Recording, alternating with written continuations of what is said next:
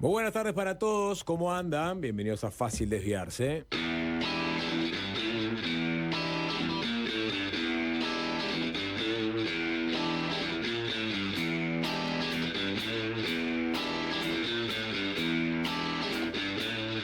¿Cómo está, Fenómeno? ¿Cómo estás, Juanchi? Buenas tardes, Sapo. Buenas tardes al señor @Álvaro La Rosa, adicto a la distorsión, el emperador de la consola, la persona que se ocupa de pilotar las tardes de FM del Sol.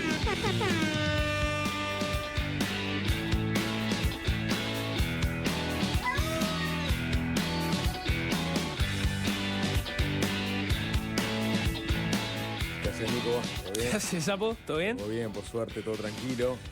@hoy que macana, Maca Saavedra, querida, ¿cómo andás? Manimal.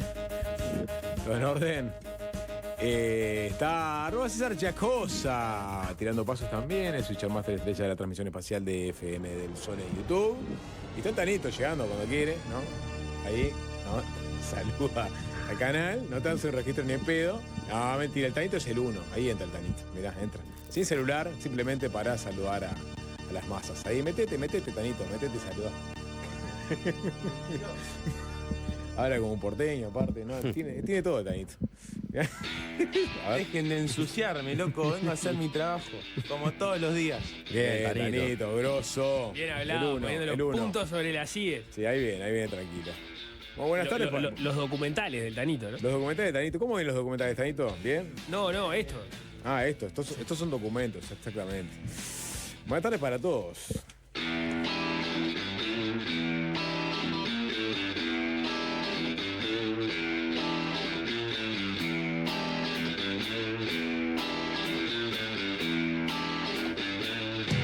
Bueno, ayer tuvimos un sesudo análisis de lo que fue la primera parte de la interpelación que hizo Sebastián da Silva al ministro de Ganadería Alfredo Frati y también a la gente de colonización. Tuvimos un debate sobre María Dolores, acá charlamos sobre María Dolores, sobre, digamos... O sea, que nos enfrascamos nosotros hablando de colonización. de la herramienta de colonización. Aparte de pasar parte del debate y parte del intercambio, terminamos enfrascados, ¿no? Sobre la conveniencia o no de tantas cosas. Sí, que era importante, ¿no? Era, digamos, la esencia de la interpelación era saber sobre la pertinencia de la compra de María Dolores y también eventualmente discutir sobre la herramienta de colonización, si bien no era el fin de la interpelación. No, Y sobre eso versó el arranque de ayer, de hecho, ¿no? Después bueno, metemos otras cosas. Y dijimos, mañana esto ya está, ya hablamos hoy. Está laudado. Bueno, Está laudado y a ver, estas interpelaciones duran muchas horas, bueno, la gente ya sabe, ¿no? Así como las votaciones, de pronto, el proyecto de ley de eutanasia, llevó varias horas de debate y se terminó votando como a las 2 de la mañana. Hoy, de hecho, vamos a tener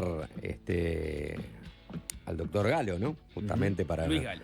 El doctor Luis Galo para venir a hablar del proyecto que se aprobó con una gran mayoría de votos. Pero bueno, dejando de lado eso, la interpelación iba a seguir y podía traer sorpresas. Es decir, por ejemplo, ayer casi que no vimos, en el programa, casi que no le dimos entrada a la intervención de Pedro Bordaberry, que iba a hacer hincapié mucho más en la parte legalista del asunto, ya no la conveniencia agropecuaria de la compra o del costo, sino en términos jurídicos, ¿no? Que también se realizó esa compra.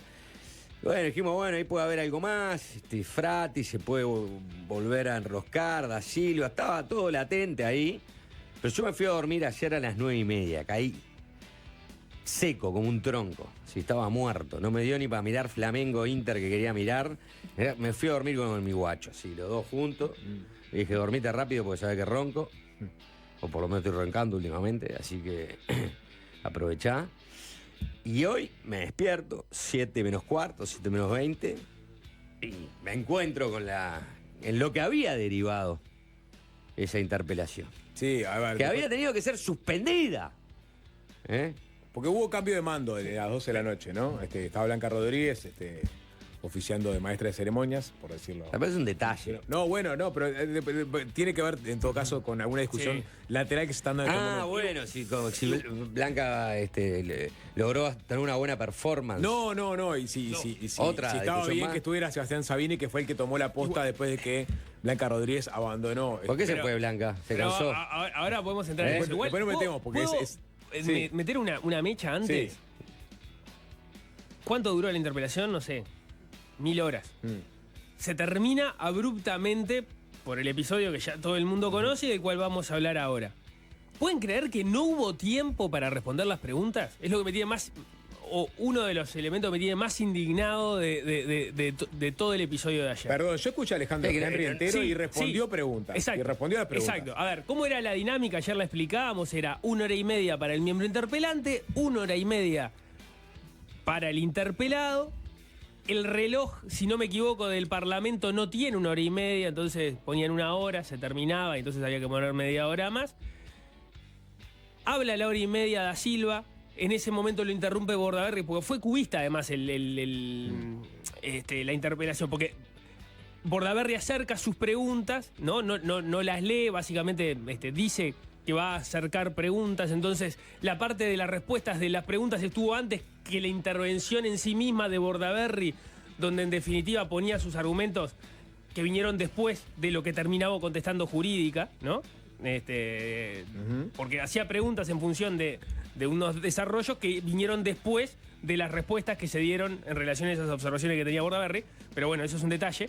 Lo cierto es que habla Frati, no sé, 1 hora, y viene la media hora para las respuestas, y se termina el tiempo. Empieza Alejandro Henry, o sea, el presidente de colonización, a responder, bueno, esta pregunta, y en determinado momento le da paso a Carámbula, el subsecretario, que le da paso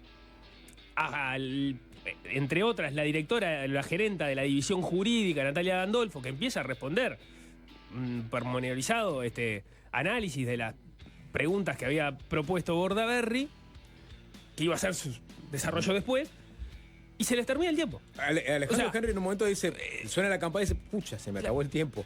Me queda Bueno, pila de cosas por desarrollar. Bueno, Hubo que votar una partida de tiempo extra para que pudieran terminar de hacer las respuestas. Aún así no dio el tiempo y Carámbula, Matías Carámbula, termina reconociendo, bueno, hay 3 preguntas que se van a responder por escrito. O sea, esta interpelación que además no pudo terminar, pero que tuvo horas, la médula no fue desarrollada. O sea, no terminó de responderse porque entre las idas y vueltas entre las partes no terminaron de consumir el tiempo en lo que se supone que era el núcleo, que era las respuestas a las preguntas del miembro interpelante. sí, totalmente. O sea, Alejandro Henry profundizó bastante sobre los aspectos, digamos, productivos del proyecto María Dolores. Se quedó sin tiempo en un momento. No, pero no sé qué. Él se estaba comiendo en realidad. O sea, Porque él le fue muy comieron concreto tiempo los otros interlocutores. Claro, porque había estado toda la primera Sí. parte de Frati primero, después, muy interesante, la parte del INALE, que fue contextualizó sobre la situación de la ganadería. Lo que digo es que, de la lechería, lo que digo es que en esas 10, 15 horas, Claro.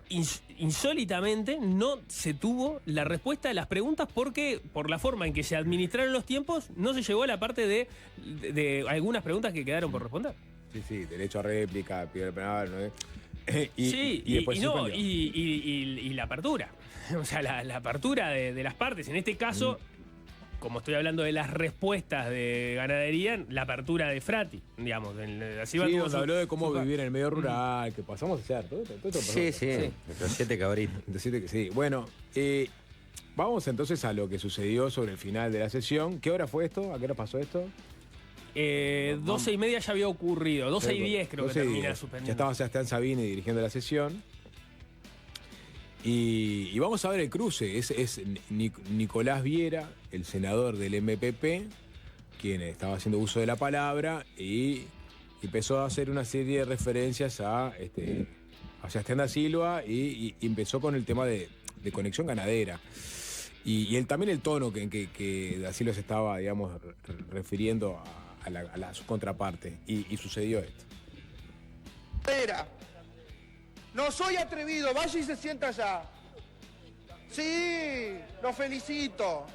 Sebastián da Silva, perdón, estaba a unos metros, se había parado, se paró a unos metros de Nicolás Viera. Estaba, si no me equivoco, estaba afuera. Creo que estaba tomando mate en la puerta con otro senador, con Heber. Viera lo menciona, dice que no está acá, que se lo diría también cerca, y así lo estaba escuchando, le dijeron, mira, que te están mencionando, y ahí entró y se quedó al lado. Entró por una de las puertas que tiene el hemiciclo, que lo dejó a un par de metros de Nicolás Viera. No soy atrevido, vaya y se sienta allá. Sí, lo felicito, lo felicito. Es el mismo senador, espero que me descuente, que me sume después los minutos, presidente. Es el mismo senador que anduvo micrófono por micrófono recomendándole a los uruguayos que era un excelente negocio invertir en conexión ganadera. Todo con la Ferrari ruedas para arriba. Así quedaron. Así quedaron.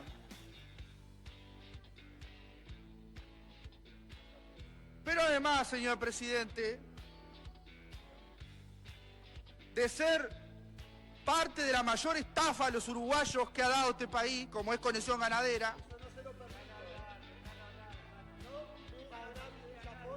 anótese y me contesta. Anótese y me contesta. Y ese dedo a mí no me lo pone. Vaya y se anota. Anótese. Váyase. Es un atrevido. Atrevido. Vamos a suspender. Bueno. Vamos a suspender la sesión. Vamos a suspender la sesión. Ahí, suspendió la sesión. Estaba, digamos, Viera enrostrándole a Da Silva que él había recomendado que la gente, digamos, pusiera su dinero en Conexión Ganadera. Sí, y de ser parte de la estafa, ¿no? Claro, sí. Cuando la Ferrari ya estaba ruedas arriba. Dice. Claro, pero me parece que el punto central, que es parte de la discusión del día de hoy, por lo menos en las respuestas que ha dado Da Silva, es en que lo acusen de ser parte de la estafa. Claro, la ofensa a la cual Da Silva dice reaccionar es que se lo acuse de ser parte de una estafa. Claro. O sea, que es muy diferente que en algún momento haya recomendado que invertir en conexión ganadera, ¿no? Claro, después más adelante vamos a ver Nicolás Viera, digamos, dice que él no trató de estafadora a Da Silva. Pero lo que no se escucha es el puto de mierda que Sebastián Da Silva le lanza le dice Nicolás Viera. A Viera. En ese momento, y que lo que generó digamos, la mayor indignación por parte de los senadores del oficialismo, al punto de que se anunció que se podrían tomar eventualmente medidas. Claro, porque es gay Nicolás Viera, está en pareja con un funcionario que trabaja también en la OPP, entonces, digamos que el puto de mierda acá no era una cosa gratuita como quien lo grita, ¿no? En cualquier lado, ¿no? No, cambia el tenor del insulto, cambia claro, dependiendo de la orientación sexual de la persona. Un agravio. Sí. Una ofensa a su orientación sexual. Exactamente. En un contexto de una discusión parlamentaria también. En fin, bueno, hay que ver si le cabe alguna figura penal a Silva por esta ofensa, es lo que se está evaluando en este momento, me imagino. Pero sí, había... Sí. Había una reunión convocada para hace un par de horas, no sé qué evolución tuvo, no había visto noticias todavía, donde se iba a evaluar tanto acciones penales por... un delito de discriminación. Exacto, o eventualmente también creo que la aplicación del artículo 115, creo que es por la conducta parlamentaria. Algo que si podemos comentarlo más adelante, vemos cuáles fueron las señales de parte de las bancadas de la oposición, no tendría mucho andamiaje porque para un tipo de sanción a un legislador del cuerpo se requieren 2/3 de los votos y hay expresiones de la bancada donde de alguna forma ponen el foco en que Nicolás Viera empezó y no así en lo que hizo Sebastián Da Silva, con lo cual uno puede entender que hay cierto respaldo, pero bueno, es una suposición, vamos a ver primero cómo mueve el Frente Amplio en relación a esto. Sí, bueno, estuvo hoy temprano en desayunos Sebastián Da Silva y obviamente le preguntaron sobre el episodio. Si les parece, vemos lo que respondía. Familia.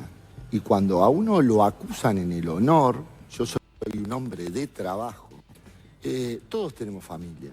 Y cuando a uno lo acusan en el honor, yo soy un hombre de trabajo. Llegan los días mega mostaza. Cada día un combo mega No de... justifico la reacción. Ahora, punto y aparte, estas cosas se solucionan haciendo lo que hice yo, pidiendo disculpas al cuerpo por mi reacción. Más nada, esto no va a ser ni la primera ni la última vez.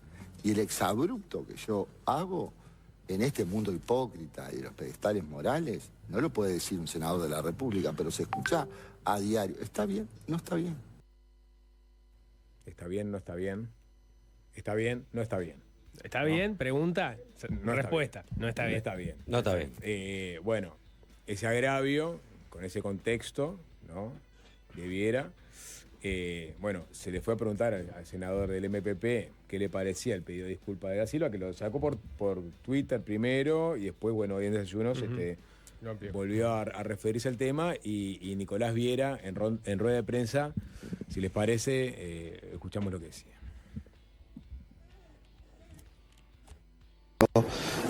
Mío intimidándome, haciéndome, se paró a menos de un metro, mío intimidándome, haciéndome señas con las manos, insultándome de toda la forma y terminó como terminó. Y bueno, yo creo que se paró a menos de un metro, mío intimidándome, haciéndome señas con las manos, insultándome de toda la forma y terminó como terminó. Y bueno, yo creo que esto nos tiene que llamar a la reflexión. No puede ser que en el Parlamento Nacional por ahí marquemos preocupación por la violencia en la sociedad, por la violencia en el deporte, y la violencia la tenemos instalada adentro. ¿Le parecieron bien el pedido de disculpas de Da Silva a través de sus redes sociales y hoy en la prensa? No, es un pedido de disculpas personal, pero yo además no acepto ningún pedido de disculpas de Da Silva, porque lo que él cometió fue un delito.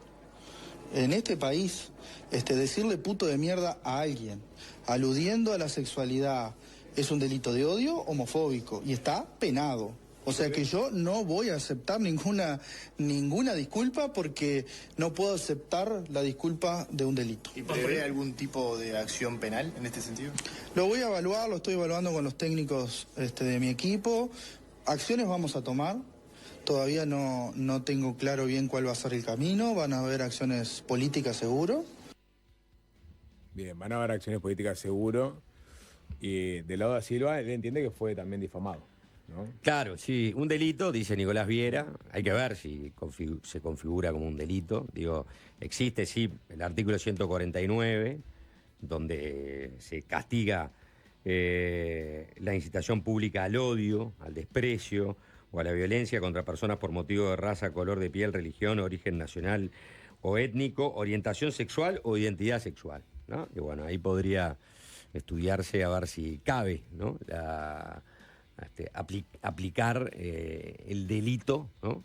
o el castigo, porque se entiende que cometió un delito a partir de haberle dicho puto de mierda ahí en la Cámara de Senadores.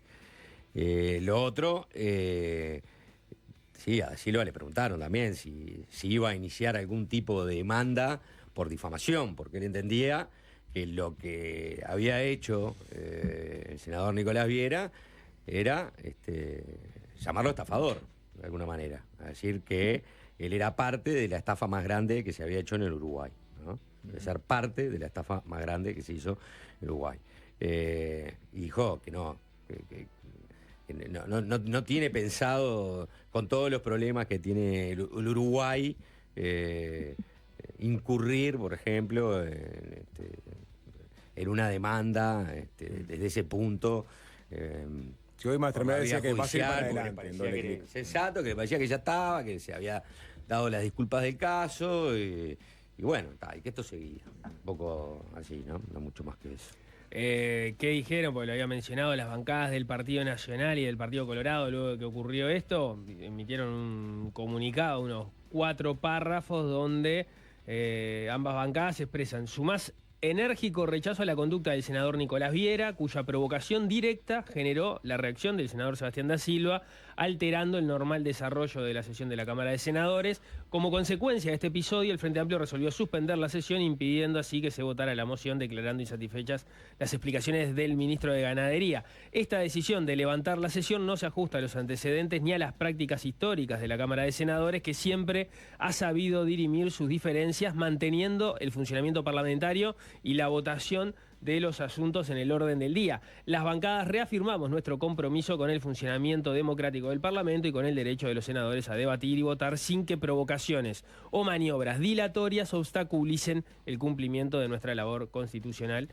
Por ahí la comunicación de la bancada. Digo en adelanto, así esto tiene algún tipo de repercusión, ya sea porque se quiera sancionar por parte del Frente Amplio a da Silva, o eventualmente un escenario de una denuncia penal se quiera sacar los fueros. Por lo pronto, hasta este momento, lo que han comunicado las bancadas son reproches a Nicolás Viera. No hay ninguna observación sobre la conducta de Sebastián da Silva. Claro, y ahí después tenemos la discusión semántica sobre si lo trató de estafador o no a da Silva, Nicolás Viera. Lo cierto es que sobre lo que dijo da Silva no hay mucha discusión semántica. No, eso seguro.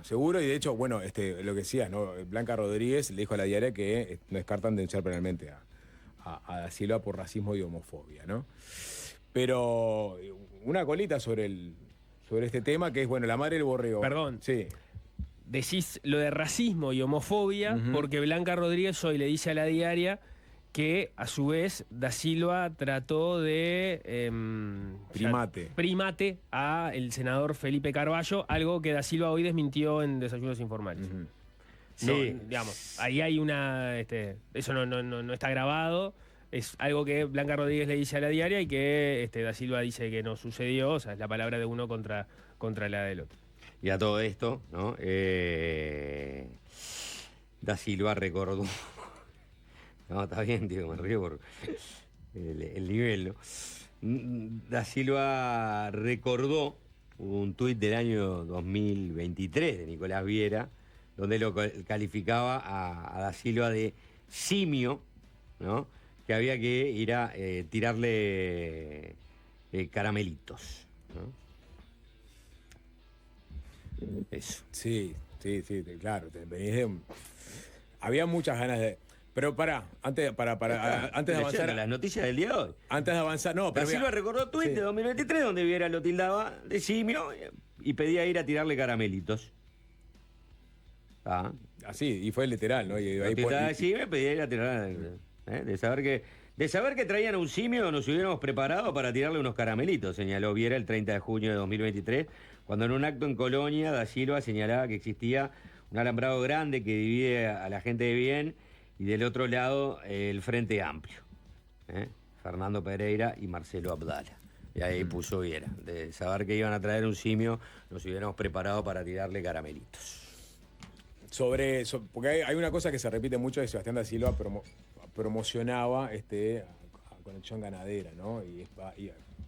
O sea, la acusación de Nicolás Viera, pero que también es Sebastián da Silva, no es la primera vez que le endilgan eso, ¿no?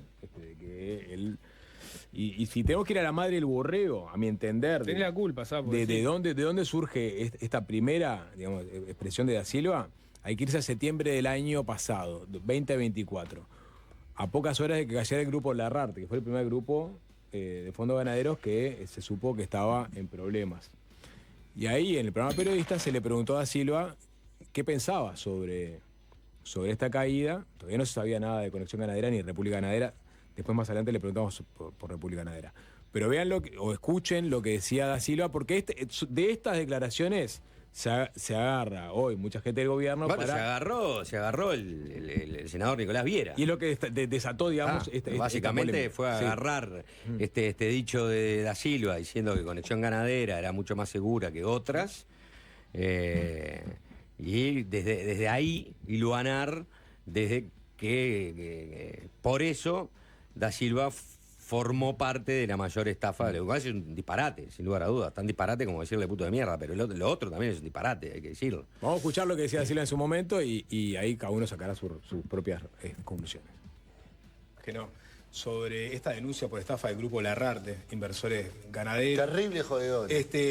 Porque esto salpica, me imagino, en otros que tienen un negocio similar y es un negocio que estaba en crecimiento, muchos uruguayos que no tenían ni idea de en qué invertir su dinero iban y ponían plata en ganar. Están las dos caras, ¿no, Sapo? Sí. Está el jodedor y el que se deja joder. Por diferentes circunstancias, como digo, yo estoy en el mundo de los negocios rurales, ¿sí? Y gente, inclusive colegas tuyos, senadores de la oposición, me han dicho, vos, negro, heredé $30.000, ¿de dónde lo...? Y yo siempre los dirigí a una sola empresa, ¿sí? No le voy a decir acá, pues no estamos para ser chivos. Perfecto. Y en el caso de Larrarte, Larrarte, y puedo nombrar algún otro, cuando las cosas son, viste, es muy... cuesta mucho trabajo ganar la plata, en cualquier ámbito de la vida. Plata fácil, La plata difícil. fácil. Entonces, por eso yo te digo, yo entiendo a la gente, ¿no?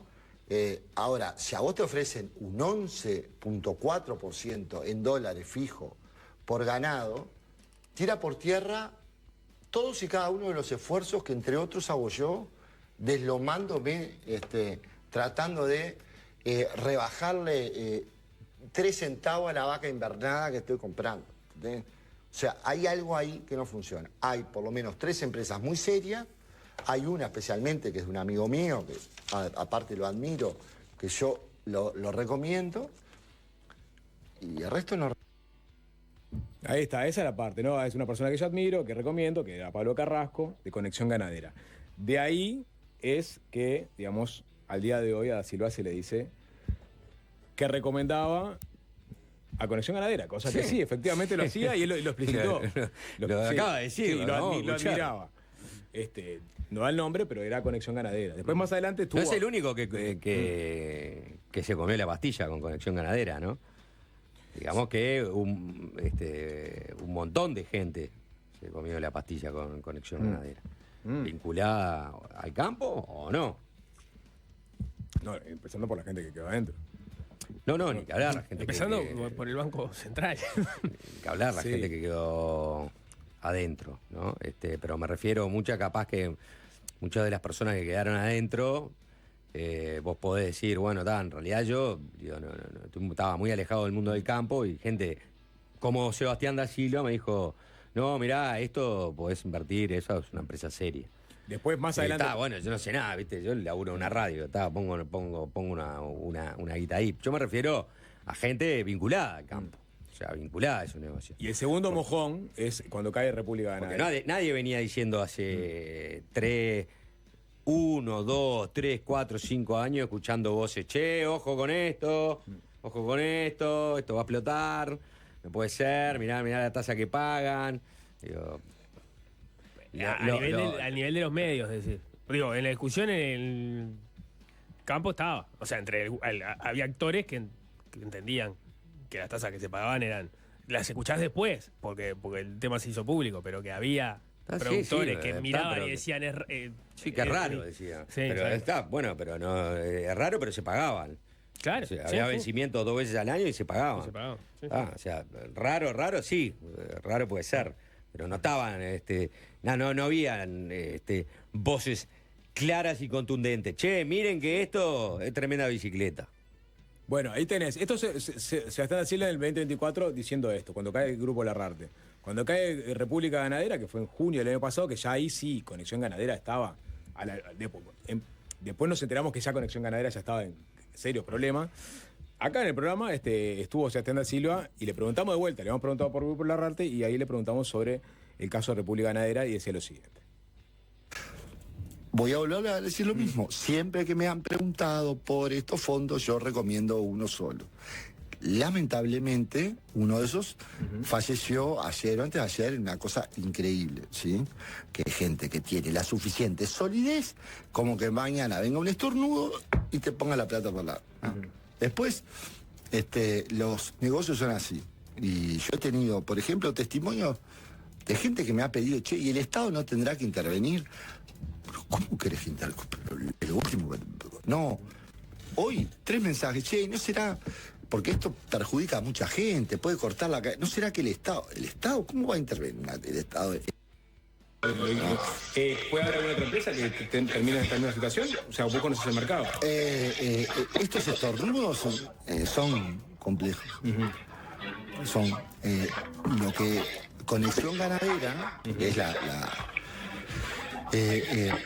la diferencia es que tiene solidez, tiene campos propios, es un esquema hiper vertical, ¿sí?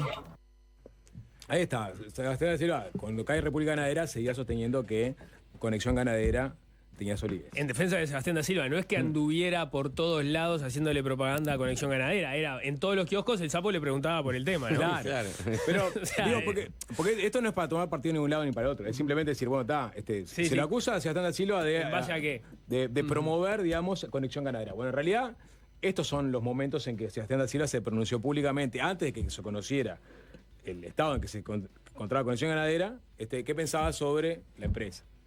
Y él le decía, Es una empresa yo sólida. admiro a Pablo Carrasco, yo soy la gente que recomiendo. Cuando Mencionó Ganadera- la muerte de Vaso. y ahí dijo que igual era una empresa que te podía poner la plata. Si la gente venía a reclamar, claramente ahí ya... O sea, era reciente la muerte de Vaso, ¿no? Sí, Con sí. todos los cuestionamientos que tiene la muerte de Vaso hoy en día, ¿no? El hecho de que haya sido un accidente. Lo cual obviamente no lo convierte en parte de la estafa, que fue lo que dice Viera, ¿no? Por lo menos así lo pronunció. Capaz que no era su intención y se puede interpretar de distintas formas, pero la acusación de Viera fue de ser parte de la estafa más Claro, grande del Uruguay. Hoy Viera dijo, no, en realidad no quise decir eso, o sea, no lo traté de estafador, simplemente dije que recomendaba a Conexión Ganadera. Los caminos para responder a eso igual son no otros, ¿no? No son decirle puto de mierda. Eso no sería un problema, ¿no? O sea, que en algún momento alguien haya recomendado Conexión Ganadera. Yo creo que nunca lo escuchamos a Daniel Martínez recomendar Conexión Ganadera, pero Daniel Martínez puso plata en Conexión Ganadera. Capaz que, o sea, que confió en Conexión Ganadera y capaz que la recomendó. El problema no es si recomendaste o no, porque eso puede decir, bueno, está, no sé, capaz que no sos lo más perpicaz del mundo en relación a cómo puede ir este negocio agropecuario, pero aparentemente nadie lo era, porque tampoco nadie salió con la corneta a decir, Conexión Ganadera, es obvio. No, se enterraron varios, y muchos que no se enterraron tampoco salieron a vociferar, ojo, guarda que esto es una estafa. Lo que hace Viera, de manera malintencionada, es tratar de ponerlo en el esquema de este tipo es parte de una estafa. O sea, este tipo arrastró a la gente hacia una estafa intencionalmente. Por supuesto que eso no merita la respuesta de da Silva, ¿no? Con Viera. Eso está clarísimo, ¿no? No, Sí, paramos acá y seguimos después de la tanda porque hay más. digamos, una derivada de esta Lo discusión. que te quiero, vos no podés ir a pegarle al perro y después salir y decir, ay, no, yo no quise ofenderlo. No, vos quisiste pegarle al perro. Y el perro, vos ya sabés lo que es el perro. El perro tiene esta salida. Si vos agraviás, los mecanismos para el desagravio son otros. Sí, podría responder de mil formas diferentes que no fue la que es salió. evidente. Del otro lado está Da Silva. O sea... Pero mismo Da Silva no está acá a mí. Pero no es una. No importa, pero Da Silva podría No, haber yo no estoy justificando. Yo estoy diciendo que hubo una provocación. Y que no se diga que no hubo una provocación. Lo que digo es, si vos te mirás la interpelación entera, hubo 1000 provocaciones de parte de todos lados. Pero hubo momentos de buen nivel porque hubo legisladores que las se lo provocaciones. tomaron. Una cosa es yo decirte que vos sos un rugbyista que jugás al rugby mientras yo curo y si bicheras, te digo que, como dijo Frati. Pero si te trato de gallina bataraza o hay ruido en el gallinero que pasó de los dos lados, porque esas fueron cruzadas, o te digo que vas a favorecer a tus amigos y entonces pongo suspicacia sobre corrupción. O sea, cosas que fueron ofensivas y Da Silva fue a hacer un graves, show en la interpelación, eso está claro. Sí. Un show político, fue a hacer un show político. Vos el show político lo puedes tolerar hasta ciertos márgenes. O sea, la ofensa, la difamación, bueno, son los márgenes que vos no tenés que tolerar. O sea, después la ciudadanía en todo caso juzgará si quiere que sus parlamentarios, sus representantes, entren en esa dialéctica, que es para hacer un corte para redes, que es un poco en la que estás últimamente. Porque nadie. No, pero a ver, en términos. Hagamos la tanda y lo seguimos después, porque si no, no mandamos más. Es un bochorno lo que y pasó. podemos seguir con el tema de luego. Tanda, porque tenemos una derivada que es si efectivamente Sebastián Sabini tenía que presidir la sesión en ese momento, Nico, ¿o no? Sí, pero lo comentamos después de la tanda. Hay que meter un temita. Sí, por supuesto. Vamos a meter un temita, como siempre, en el arranque. Es Kurt Vile haciendo Downbound Train. Bien, hubo otra polémica lateral a propósito de la sesión trunca de ayer, cuando Facundo Silva está interpelando a Alfredo Frati, que tiene que ver con una supuesta violación a la normativa por parte del Frente Amplio, que tendría de alguna forma como centro de la polémica a Carolina Cose, que está de viaje, ¿no? Se iba a la conferencia regional sobre la mujer de América Latina y el Caribe. Y es por eso que había entrado Blanca Rodríguez como su suplente, ¿no? Que a su vez Blanca Rodríguez deja la sesión a las 12 de la noche.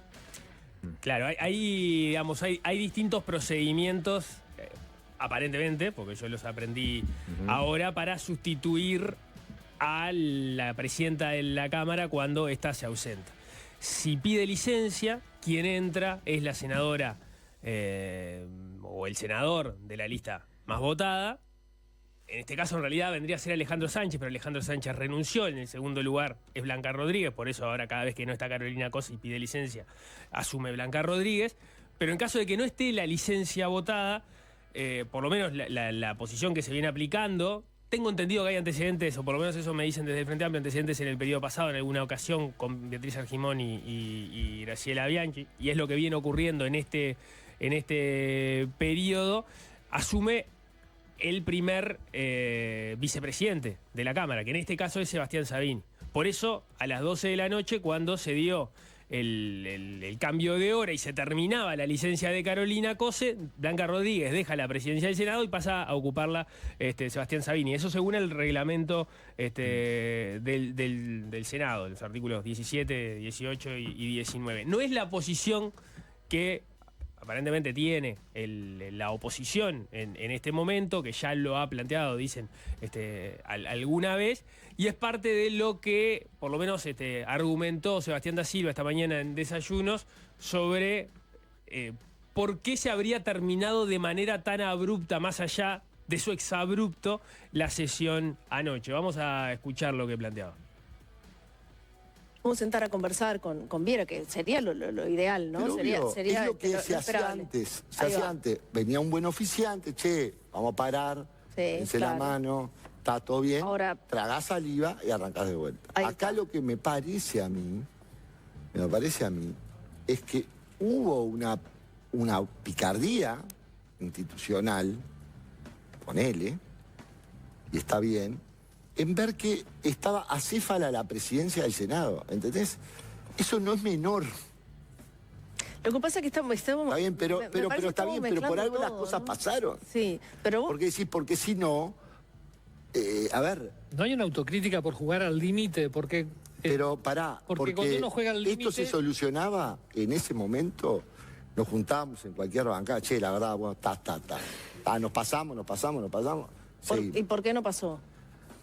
Pero no pasó porque, a mi entender, hubo una picardía de parte del oficialismo en ver que no tenía no podía sesionar el Senado, no podía seguir sesionando. Pero eso no tiene nada que ver con... El sale de Da Silva, no sale de otro. Entonces es Da Silva el responsable de que finalmente se cierre la sesión. Pero estás equivocado, el exabrupto sale de Viera, que me trata de estafador, loco. Son cosas distintas. No, pero son cosas distintas para vos. No, a ver, ¿puedo explicarme? Sí, pero no es el exabrupto, yo reacciono exabrupto es insulto. A una canallada. Entonces, repasando, ¿cuál es la tesis de Da Silva? El Frente Amplio se dio cuenta en determinado momento, porque la interpelación se le fue larga, que se había quedado sin el pedido de licencia de Carolina Cose y, por ende, para ellos queda acéfala la presidencia del Senado. Había un problema institucional, no podían seguir y encontraron ahí, sobre las 12:10, la excusa para poder suspender y levantar la sesión. Esa es la tesis de la oposición, o por lo menos la de Sebastián da Silva.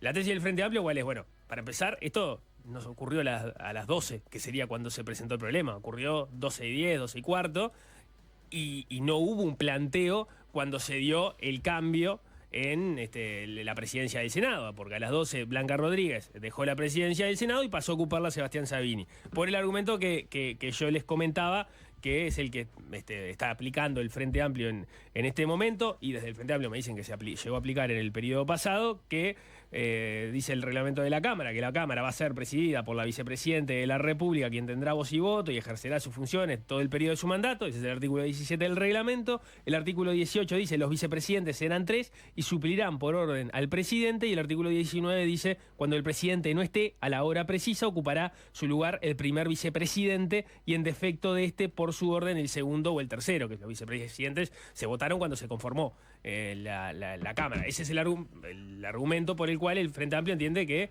si se dan situaciones de ese tipo, que no hay una licencia pedida, quien asume es el primer vicepresidente, que en este caso es Sebastián Sabini. Ahí la discusión está, bueno, pero Cose no estaba en el país en ese momento, entonces no teníamos vicepresidenta, era una situación de acefalía institucional, parecería ser el argumento de la oposición. Lo que dice el Frente Amplio es, bueno, en realidad sí, no, el reglamento no habla de dónde esté, dice que no esté ahí, y esto es lo que se aplica habitualmente cuando se dan situaciones de ese tipo. Una discusión lateral en relación a todo lo que ocurrió. Lo otro que no, sí... pero es un argumento de Da Silva para decir no se suspendió por lo que dije, sino porque el Frente estaba, digamos, embretado en un tema, digamos, de protocolo. Lo que te dicen del Frente es, bueno, si estuviéramos embretados, alguien la oposición no nos había llamado la atención sobre esto en ese momento cuando ocurrió. Y esto ocurrió 15 minutos después, y las razones por las cuales se suspendió fue lo que dijo Da Silva.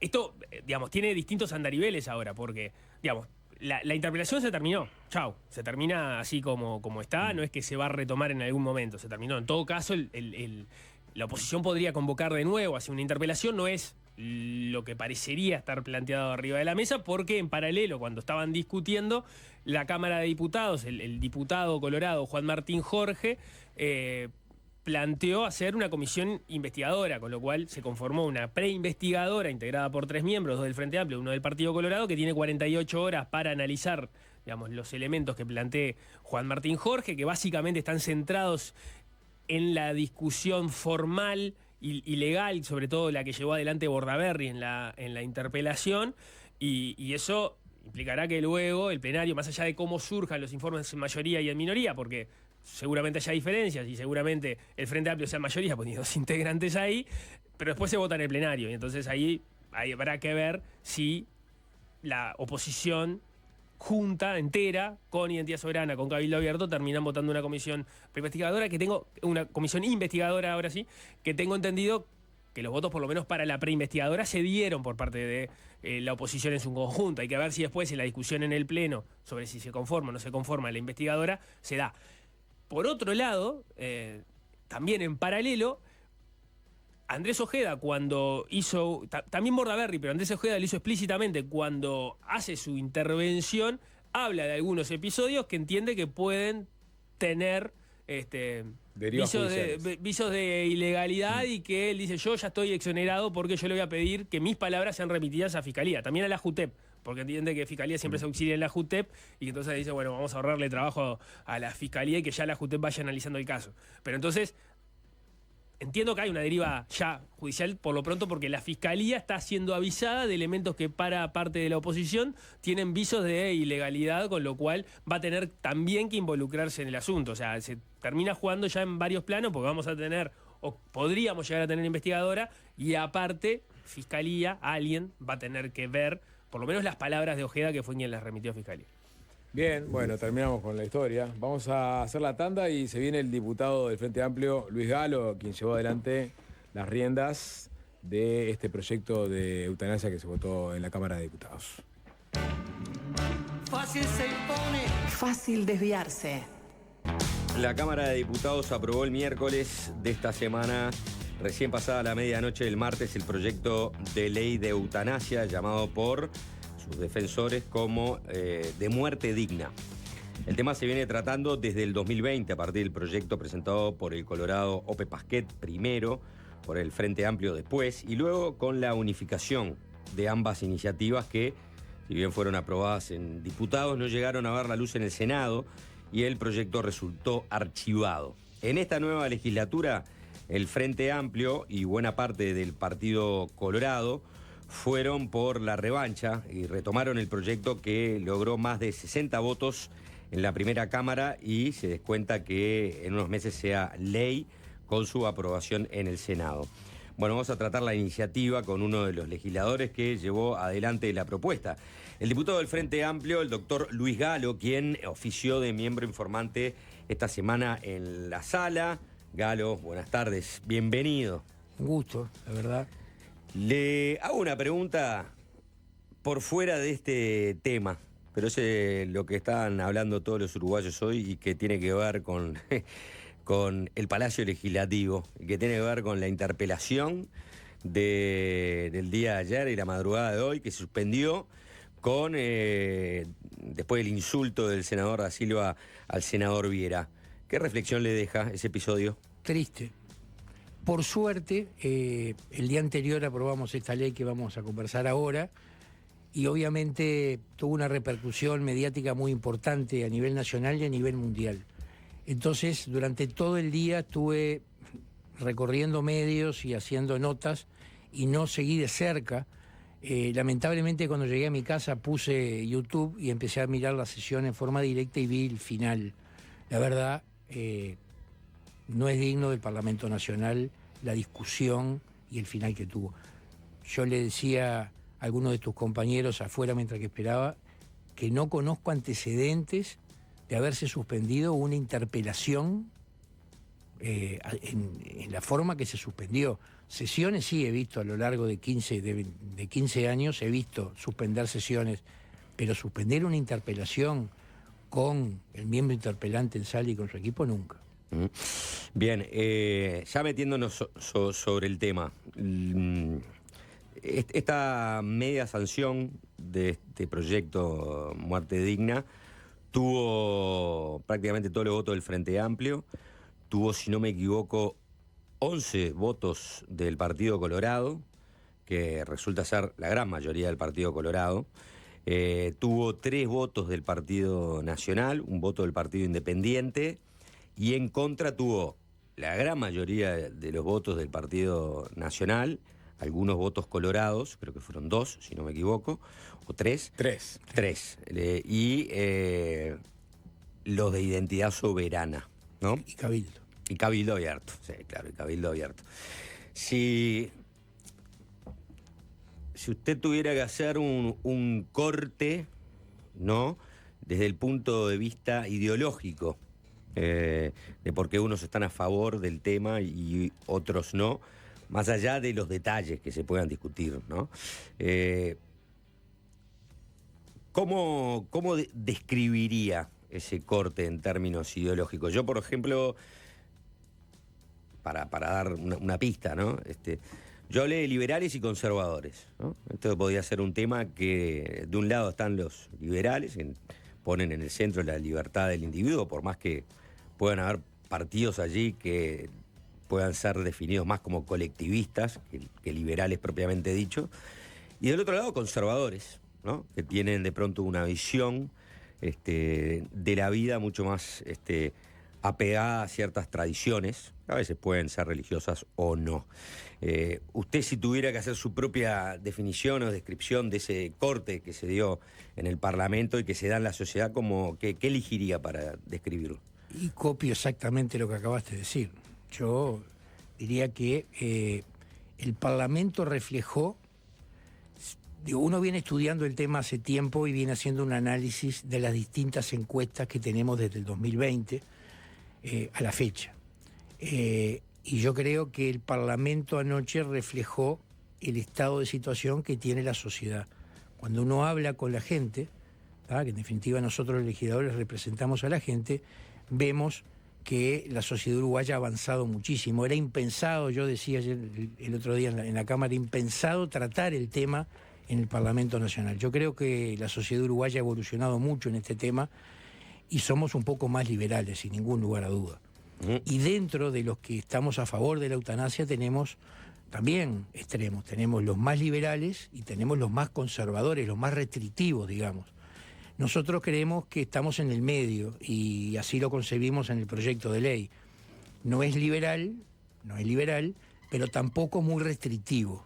Está en el término medio que nos parece a nosotros que fue el adecuado. Claro, un proyecto hiperliberal de eutanasia, ¿cómo sería? Por ejemplo, ¿abarcaría a cualquiera que se sintiera incómodo con su dignidad humana? Bueno, por ejemplo, que no se exigiera tanto, que no hubiera controles, que determinadas patologías que hoy no están contempladas en este proyecto estuvieran. Digo, todo eso habla de que son menos estrictos, digamos, en el cumplimiento. Acá hay una regulación. Cuando hablamos de Colombia, por ejemplo, en Colombia no hay una ley. Es a través de la justicia. Los tribunales son los que fallan. Y ahí dependemos de la voluntad de un juez, de un tribunal, no de un médico. Si bien hay un dictamen médico, dependemos de la voluntad de un juez.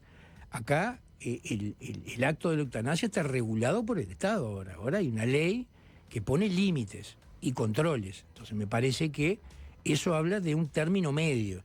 Tampoco nos vamos al extremo de ser tan rigurosos que transformamos a una comisión en una tortura para el paciente. Y esto lo cuento con la autoridad suficiente porque en el periodo pasado hablamos con la ministra de España, que fue impulsora de la ley de eutanasia en España, y la recomendación justamente que nos daba es que esa comisión o ese médico, esa segunda opinión, no fuera muy burocrática, que en España estaba pasando. Era una comisión integrada por varios miembros, que pocos tenían que ver con el tema real de la eutanasia, hasta la Iglesia estaba metida dentro de esa comisión, y realmente era muy difícil llevar rápidamente a que esta comisión tomara una decisión. Acá en este proyecto, una de las propuestas fue incorporar una comisión, capaz que después la señalamos que no salió, ¿no? Exacto. Pero, montándome un poco a lo que preguntaba Juanchi, ¿no? Cuando nace originalmente el primer proyecto de OP Pasqué, él decía que era un proyecto de mínimas, si se quiere, para garantizar, digamos, darle garantías a los médicos, ¿no? Que no se incorporaba como un derecho, y entre otras cosas porque estaba tanteando también el terreno de la sensibilidad de los uruguayos con respecto a este tema, ¿no? Entonces, ir muy a poco. Conforme avanzó, digamos, la discusión, el Frente Amplio se incorporó a la discusión, entre otras cosas porque el Frente Amplio le daba la posibilidad de que saliera el proyecto, ¿no? Pues solo con la iniciativa de OP Pasqué no salía de la coalición. Hasta que llegamos a este proyecto. ¿Cuánto decís que cambió de aquel proyecto de mínimas de Pasqué a que se votó esta semana? Totalmente. No tiene absolutamente nada que ver. El 20 de marzo, OPE presenta el proyecto. Por distintas circunstancias, yo no soy reelecto en el año 2020. Yo ingreso a la Cámara una semana después porque se enferma Danilo Astori. Cuando entro a la Cámara me dice OPE, ¿estás de acuerdo con el proyecto que presenté? Digo, no, estoy en contra del proyecto que presenté. ¿Pero cómo va a estar en contra? Estoy absolutamente en contra. Porque tú centrás la eutanasia en la despenalización del acto médico. Y yo concibo la eutanasia como un derecho que tiene el ser humano de decidir bajo determinadas circunstancias poner fin a su vida. Entonces no puedo acompañarte. Entonces ahí nos pusimos a trabajar en la bancada del Frente Amplio con un equipo el proyecto. Entonces, en el año 2021 la Comisión de Salud tenía dos proyectos. Tenía el proyecto de OPE Pasqué y el proyecto nuestro. Rápidamente nos pusimos de acuerdo con OPE porque, como tú decías, OPE decía que era un proyecto de mínima. Nosotros acá creamos un derecho, derogamos el artículo 46 del Código, creamos una comisión de revisión, que antes no estaba, cambiamos el certificado de función, que es una cosa importante, en el de OPE no estaba, y lo más importante y lo más difícil de tratar fue el artículo 2, porque con el de OPE los pacientes de ELA no podrían pedir la eutanasia, ni los cuadriplégicos tampoco. Por eso es tan confuso y hay que explicarlo bien el artículo 2. Un diabético no puede tener. Un diabético tipo 1, como escuchábamos en sala el otro día, que cualquier enfermedad, por ser incurable, irreversible, como la diabetes, puede tener. Esto es un conjunto de pasos que tiene que tener el paciente. Pues nosotros decíamos que tiene que ser una patología incurable, irreversible y terminal. Esa es la primera parte. O tratarse de patologías incurables, irreversibles, que además de eso tengan un sufrimiento insoportable, pero que además de eso tengan un deterioro rápido de la calidad de vida. Todo el conjunto, no es solamente una sola cosa. Claro, entonces, en ese caso entra el cuadripléjico. Toda persona mayor de edad psíquicamente apta que curse la etapa terminal de una patología incurable e irreversible o que como consecuencia de patologías o condiciones de salud incurables e irreversibles padezca sufrimientos que le resulten insoportables, en todos los casos con grave y progresivo deterioro de su calidad de vida, tiene derecho a que a su pedido y por el procedimiento establecido en la presente ley se le practique la eutanasia para que su muerte se produzca de manera indolora, apacible y respetuosa de su dignidad, ¿no? Yo creo que es bastante claro para los que lo redactamos. ¿Es claro para el que lo va a reglamentar esto? El O, lo que viene después del O. Es claro, sí. ¿Es claro? Claro, ¿sí? porque el do no se puede reglamentar. La reglamentación de esta ley es bastante sencilla, vamos a entender, no hay muy poca cosa para reglamentar, es el acto en sí mismo, el procedimiento, que eso debe estar protocolizado, la conformación de la comisión de revisión, qué alcances va a tener, digo, me parece que es poco lo que hay que reglamentar, me parece que el artículo 2 es una decisión personal del paciente y es la voluntad del médico que va a ser mirado con lupa la decisión que tome, porque esa es el otro tema importante. Tenemos que confiar, obviamente, en el Cuerpo Médico Nacional. Pero si algún médico se apartara de la norma, ¿verdad? Ese médico va a ser mirado con lupa en la comisión de revisión que va a formar el Ministerio de Salud Pública, que la va a presidir el Ministerio de Salud Pública, que ahí va a haber médicos, que seguramente va a estar Laudelar, seguramente no, va a estar Laudelar, va a estar el Instituto Nacional de Derechos Humanos y va a estar el Colegio Médico, que lo que van a hacer es una revisión del procedimiento. Si encuentran que la patología que llevó el médico ese, se la ha juzgado, estos antecedentes pasarán a la Fiscalía y se la ha juzgado. Decía por el tema del sufrimiento insoportable. ¿Qué grado de subjetividad puede llegar a ingresar, a detallar en esos dos términos? Sufrimiento, bueno, sufrimiento insoportable, pero es un sufrimiento físico, es un sufrimiento que puede ser físico y puede ser psicológico. Un paciente cuadripléjico que apenas puede respirar, o ponele que pueda respirar, que solamente hable, pero está paralizado del cuello hacia abajo, y te está solicitando que no quiere, que es indigno para él vivir en esas condiciones, seguramente no tiene un sufrimiento de dolor, pero tiene un sufrimiento psicológico permanente como el de Pablo Canepa, que nos está pidiendo permanentemente que cada vez que va al médico, que va al paliativista, le dice, pongan la historia clínica que yo quiero que me practiquen la eutanasia. Un paciente con Alzheimer, que sabe que es progresivo. No, porque si mirás bien, si mirás bien, como Juanchi acaba de leer, el artículo 2, ¿qué dice? Paciente mayor de edad, psíquicamente apto. Sí. Un paciente con Alzheimer, ¿es psíquicamente apto? Hay una parte, en un momento que sí, hay una delgada línea, por eso digo. ¿Es psíquicamente apto? ¿Puede tomar decisiones? En un momento sí, por eso pregunto sobre las posibles discusiones que se pueden dar. No. Está, bueno, eso es la pregunta. No, pero un paciente con Alzheimer tiene una patología mental que podrá tener un estado de lucidez, como tú lo estás planteando, un estado de lucidez momentáneo, ¿tá? Pero no mirás el estado de lucidez, mirás al paciente en su conjunto. Vamos a poner otra, porque está bueno este tipo de diálogo, vamos a poner un paciente portador de alguna patología mental crónica medicado. Los pacientes que tienen una patología mental crónica pueden solicitar la eutanasia, ¿cómo no? Si están cursando, están tomando la medicación, están controlados con el psiquiatra y están trabajando y están teniendo su vida normal y además de eso tienen la desgracia de tener una enfermedad con las características que hablamos de gravedad, de terminalidad, de todo, está en su sano juicio para tomar una decisión. Ahora, si está en un empuje de su patología mental, obviamente que el médico va a decir que no está apto, porque no está psíquicamente apto en el momento ese. Pero digo, son cosas medio de sentido común, capaz que para los médicos y capaz que para el público en general no. Pero me parece que acá lo más importante de todo es el sentido común y no minimizar las cosas como lo hemos visto durante... Pero para que quede claro, esta ley no habilita a los pacientes con enfermedades mentales a pedir la eutanasia.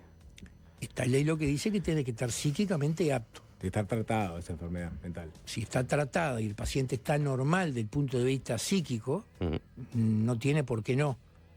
Ahora, si es un paciente deprimido permanentemente, que uno sabe que de repente lo que te está pidiendo no está psíquicamente apto, entonces no es válido. Seguramente la segunda opinión médica va a ser muy importante acá porque va a haber todo el historial y los antecedentes. Y ahí va a determinar que no está apto para la eutanasia. Bien, Galo, ¿hacemos una tanda, le parece? ¿Cómo no? Conversando. Es fácil desviarse.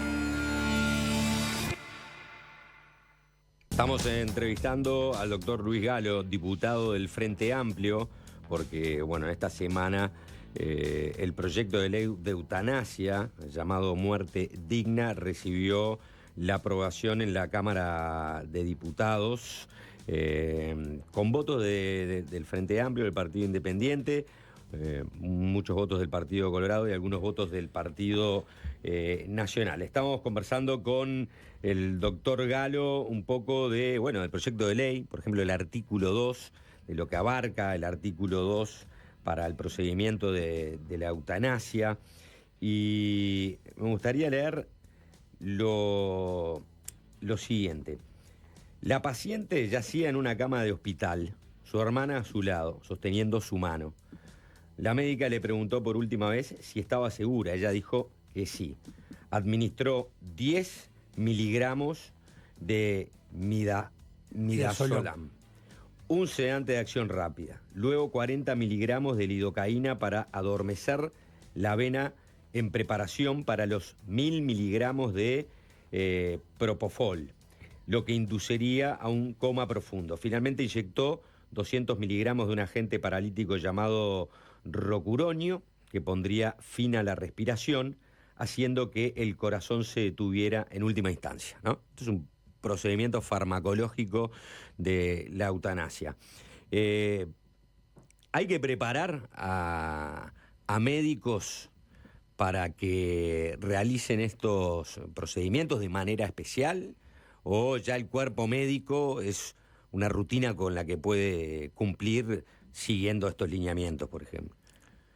Obviamente, siempre hay que prepararse, y cuando estamos tocando estos temas tan sensibles, donde la sensibilidad personal y las creencias de cada uno, hay que prepararse, el cuerpo médico debe prepararse.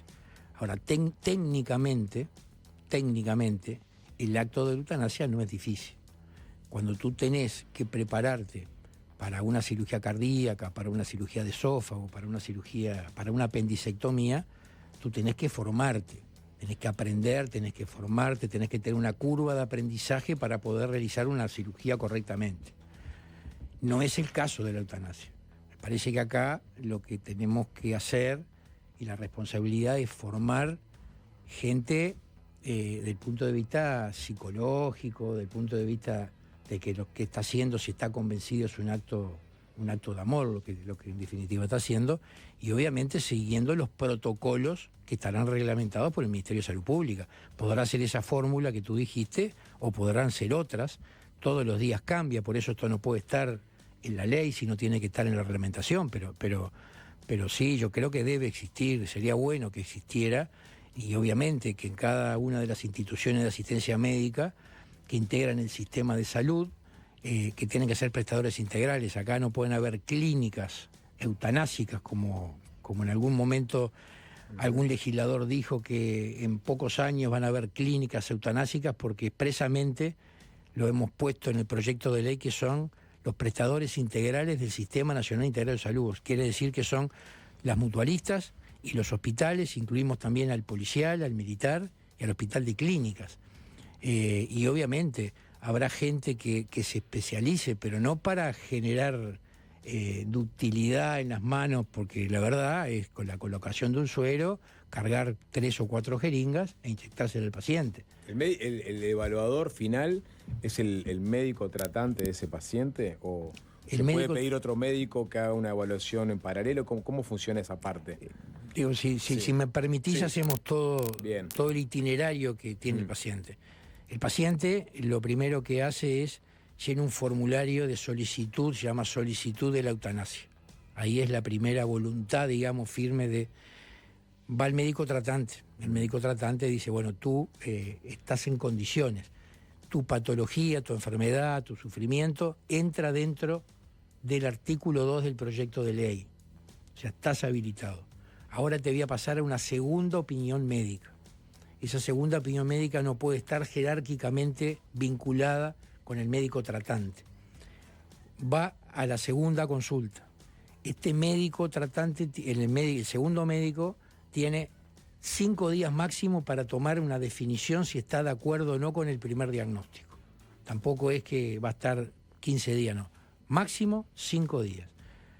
Si está de acuerdo con el diagnóstico del médico tratante, vuelve al médico tratante y el médico tratante le hace firmar nuevamente la ratificación de la voluntad de la eutanasia.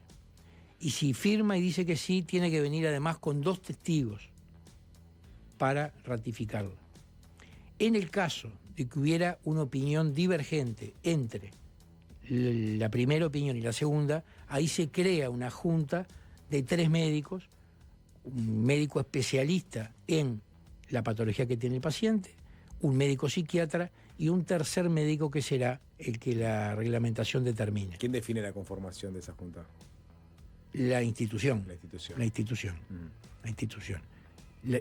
Ahí tenés una de las cosas que me preguntaba soy de la reglamentación. La reglamentación deberá decir quién es el responsable de la conformación de la junta. La institución, sea ACE, sea el Hospital Maciel, sea la institución de asistencia médica colectiva que fuera. Pero acá lo más importante es que el paciente puede, en todo momento de este proceso, puede decir, me arrepiento. Y automáticamente el proceso se corta. No hay que firmar nada, no tiene que hacer ningún trámite. El arrepentimiento ya bloquea el trámite.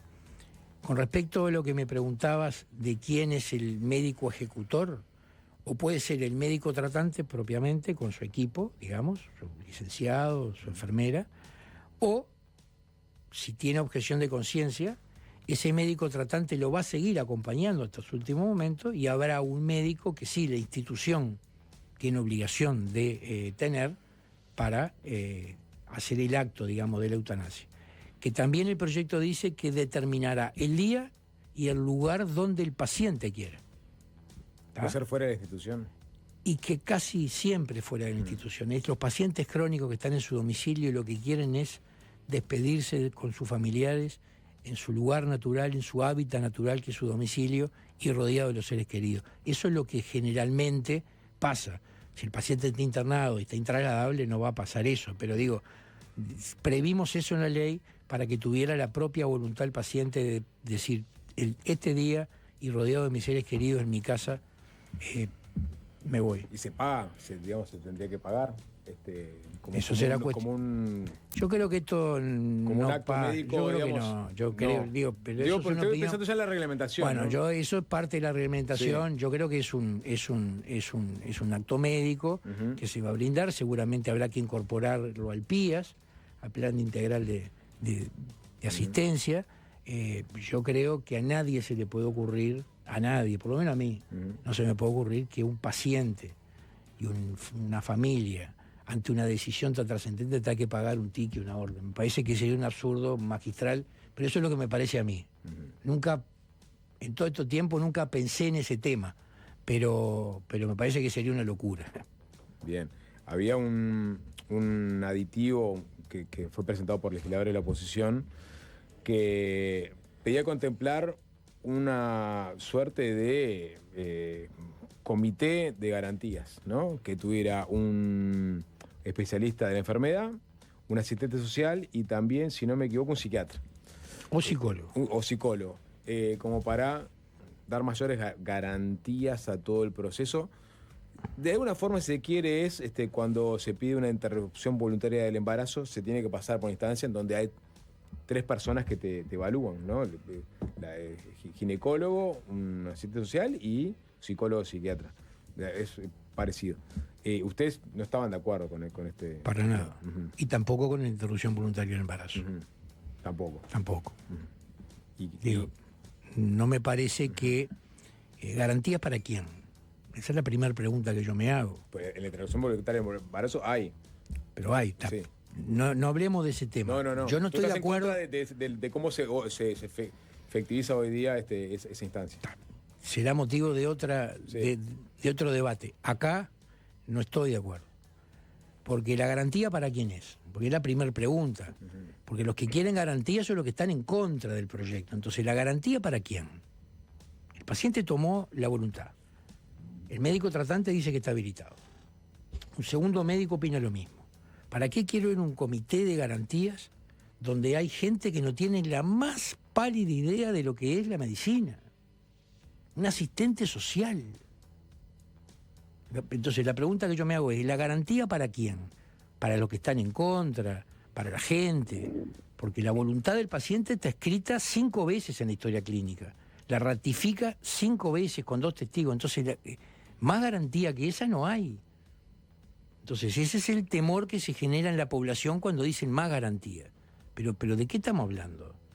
Entonces, por eso yo me indigno un poco, porque yo podría entender gente que está a favor de esto, que dice vamos a mejorar, pero acá todos los que generaron esos aditivos es gente que ha militado en contra del tema. Entonces, no me parece razonable que hayan salido. Por suerte, ninguno de los 2 aditivos que se presentaron salieron.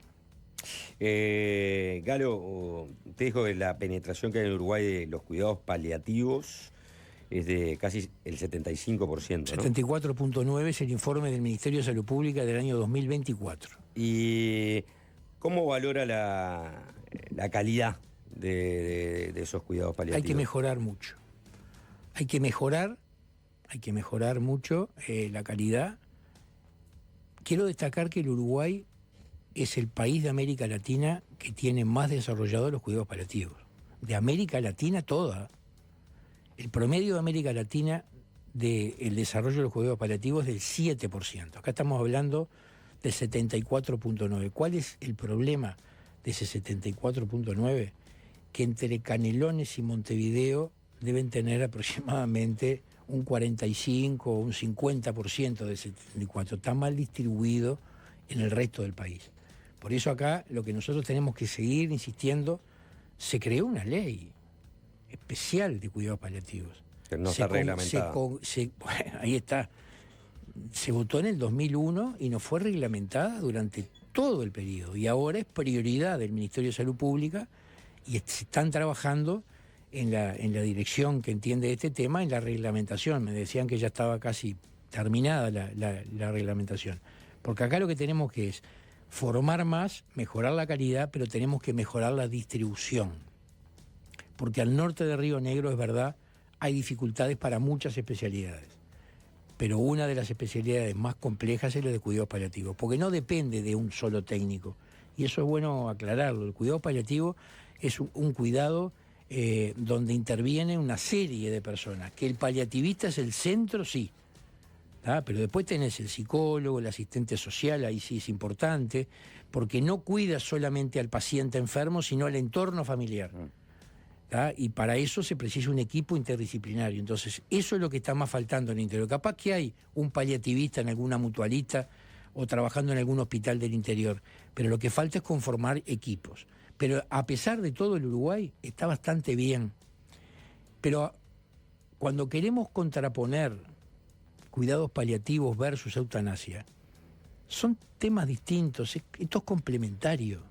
Pero hay quienes dicen, a mí no se me si no ocurre. tenemos una buena calidad, una buena cobertura de cuidados paliativos, no le estamos ofreciendo de pronto un un proceso, ¿no?, de muerte digna a un paciente.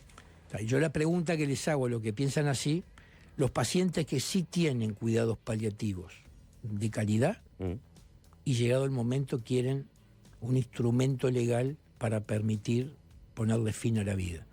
Entonces, sigamos trabajando en la universalización, sigamos trabajando en la calidad de los cuidados paliativos y seguramente en 2, 3, 4 años vamos a tener una cobertura muy importante, pero estamos hablando de cuidados paliativos, pero yo puedo hablar de otras especialidades donde no hay nada en el interior. Y porque no hay nada no quiere decir que no tengamos el derecho a determinada cosa. Por eso esa contraposición de que se habla no es bueno. Bien.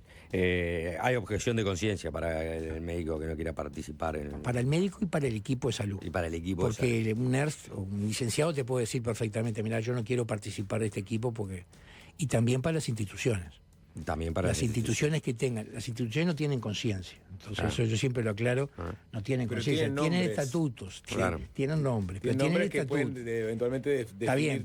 Pero acá lo que se habla es si la institución en sus estatutos prohíbe la eutanasia o prohíbe el aborto, está exonerada.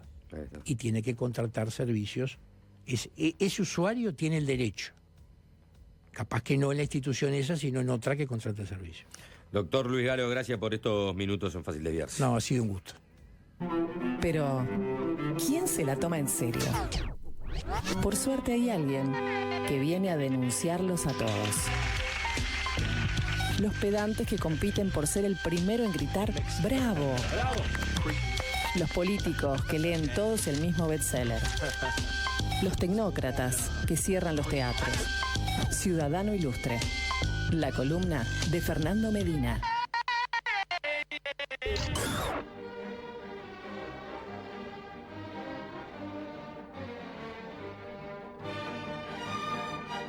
Hola, Fernando. Hola, Sapo. Hola, Juanchi. ¿Cómo andan? Buenas noches, Fernando. A partir de este momento, Sapo, si vos me permitís, me gustaría recibir mensajes que fueran. No tengo el celular, Bueno, lo voy a buscar. Hasta acá. ¿podemos recibir mensajes? ¿Sí? Me muestra cosas. No, ese no es ese de acá, Ali. Bueno. Ahora si no podemos recibir mensajes, no pasa nada. Vos pedí que lo vamos a recibir. A mí me gustaría recibir mensajes que fueran: la sinfonía número 5 de Beethoven es.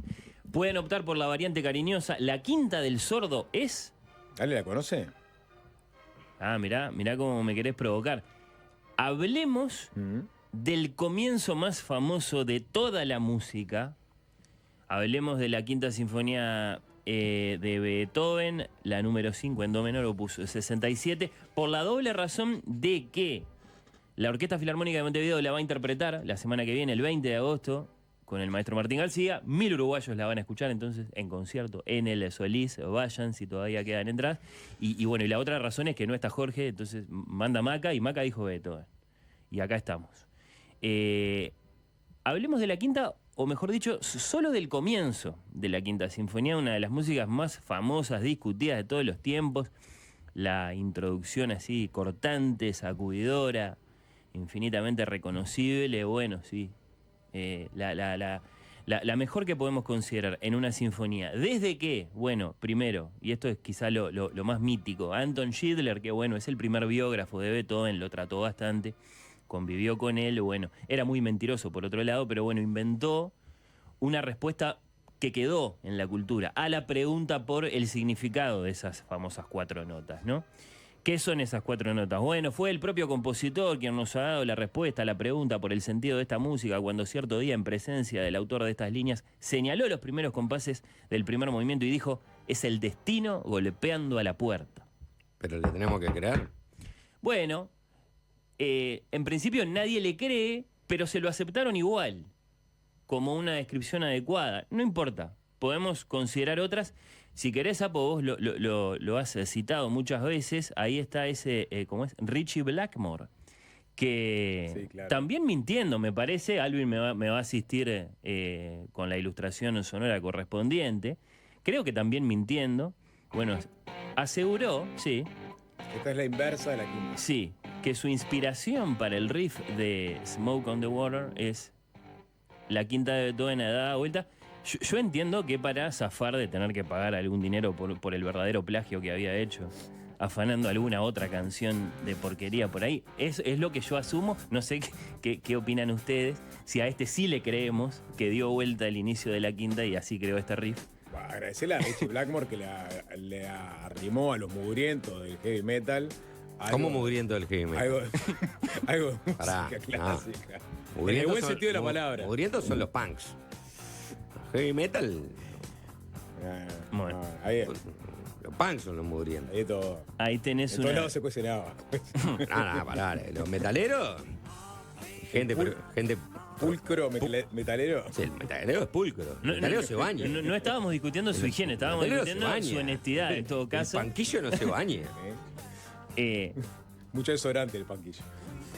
Porque, bueno, sí, ¿acaso estaba esa situación, no? Le dijeron, vos, ese riff te lo afanaste de no sé dónde y eso significaba tener que pagar. Si en cambio lo había sacado de Beethoven, zafaba bien. Bueno, esa historia quedó por ahí también. Entonces, bueno, el destino, un riff de rock and roll que se adelantó a su época. En Francia no faltó el que gritó "Viva el emperador" al escuchar esa música. Tenemos muchas respuestas a la pregunta por el significado de esas inmortales 4 notas. Otra, esta es tardía también, pero se ha ganado su lugar. César, por favor, para quienes nos siguen vía YouTube, mirá esto, Sapo, mirá esto, Juanchi. ¿Qué ven ahí ustedes en esa imagen? 3 puntos y un guión para quienes solo nos están siguiendo, ahí está, a través de la radio. La B corta en código Morse, porque resulta que corto, largo es la B en código Morse, la V. Y la historia es que hacia 1941 esta coincidencia alfabética universal fue aprovechada por, bueno, Churchill y los suyos para que la famosa B de la victoria circulara de varias formas. Bueno, cuando Sir Winston hacía la B con los dedos, ahí circulaba la B de la victoria, icónica imagen. Cuando mediante estos mismos golpecitos, ¿no? O bueno, haciendo lo mismo pero en gestos, la muchachada aliada se decía entre sí, en Morse, vamos a ganar o ya ganamos. Y finalmente, haciendo sonar, como hizo la BBC durante el resto de la guerra, en todas sus radios, el comienzo de la Quinta Sinfonía. Fue todo un plan que se llamó V for Victory y que, por supuesto, y a riesgo de estar haciendo una de más, los más audaces de los exégetas de la Segunda Guerra Mundial no dejan de leer como un gesto de magnífica ironía. ¿Quién le anunciaba al Tercer Reich el fin de su imperio, la victoria del ejército aliado? Uno de ellos mismos, un alemán, Beethoven. Dicen que si sintonizabas la BBC en las horas previas al D-Day, solo escuchabas un tambor, y que el tambor hacía eso. 3 cortos y 1 largo. Y ahí estaba medio regalado, Beethoven. ¿No? Bueno, pero el código Morse, 80 años atrás, Sapo. Eso no era lo que hacía también el lobo de Wall Street. El que le enseñó el lobo de Wall Street. Era más cantado, no era tan. Era más melódico. ¿No hacía eso? Me parece que era más cantado. No, si me acuerdo bien, era como un. Y cuando dice una mano no basta. No te divagues. La B de Wilson. Está bueno, pero. Dame las 2. Puede ser que esté también no estuviste tan divagante. No. En todas esas versiones, de esos 4 golpecitos, 3 cortos y 1 largo, de ese motivo, que es la célula mínima en música, es mucho menos que una melodía, un motivo nada más, y eso es muy importante para esta historia. Si la vamos a considerar en serio a esta hora, esta bomba atómica de la música, tenemos que ir mucho más atrás en el tiempo. El año es 1808, o debería decir, el periodo es 1799-1808. En esos años, Beethoven, que cumplió los 30 en 1800, produjo una cantidad excepcional de música, y dice al respecto uno de sus últimos biógrafos, me la compré hace poco la del inglés Jan Swafford, en un libro muy monumental, Sapo, vos ves acá, es una biografía de Beethoven.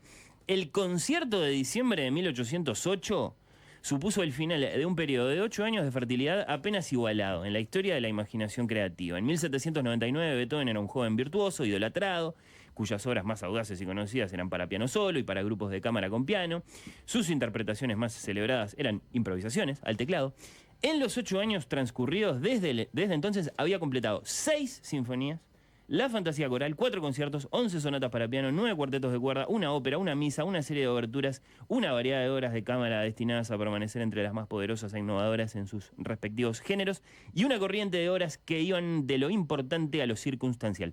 En ese proceso había transformado la mayoría de los géneros: la sinfonía, el cuarteto, el concierto, la sonata para piano, la sonata para violonchelo, y hay una enumeración que sigue allí.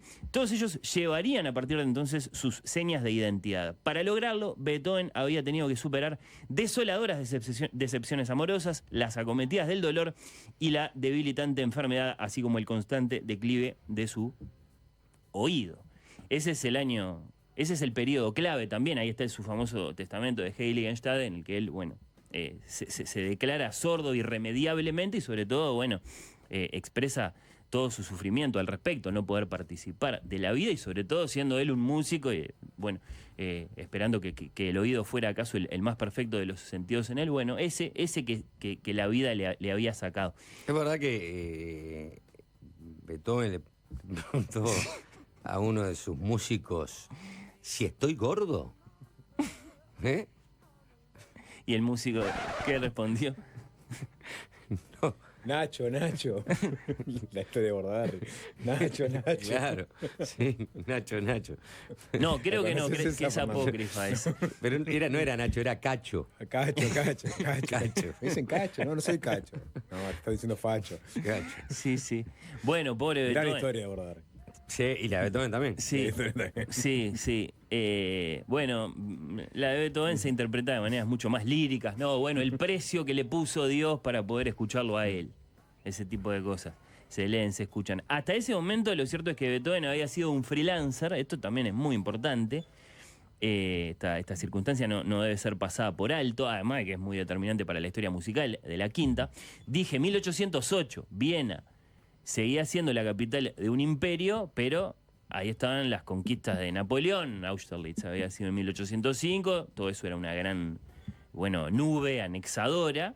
Había algo en el ambiente de resistir o adaptarse. En 1807, decía el año previo al año del estreno de la quinta, Beethoven había rechazado, por lo menos postergado, un empleo en la corte de Westfalia. Es decir, un regreso triunfal al siglo XVIII, ¿no? Un cierto reino inventado ahí por Napoleón en territorio alemán, en el que calzaba la opulenta corona alguno de sus inútiles hermanos, creo que era Jerónimo.